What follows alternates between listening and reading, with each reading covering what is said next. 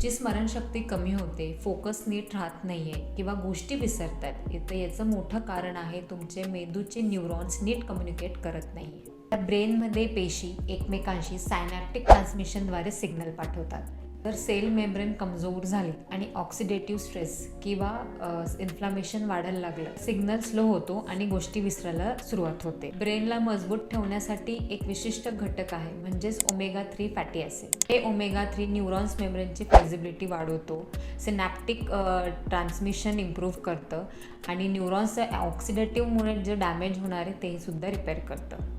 पण प्रश्न हा आहे की हे नैसर्गिकरित्या मिळणार कुठून? हा एक असा सिंपल पदार्थ आहे जो अँटीऑक्सिडंट विटॅमिन ईने रिच आहे आणि तो मेंदूसाठी सुपर प्रोटेक्टिव्ह मानला जातो. तो पदार्थ म्हणजे अक्रोड. अक्रोडमध्ये ओमेगा 3 जास्त असल्यामुळे ते तुमच्या ब्रेनचं इन्फ्लामेशन कमी करतं आणि मेमरी इम्प्रूव्ह करण्यासाठी मदत करतं. दररोज सकाळी 4 ते 5 अक्रोड भिजवून खा आणि मेंदूला न्यूट्रिशनल सपोर्ट द्या आणि अशाच सायंटिफिक टिप्ससाठी फॉलो करा. थँक्यू.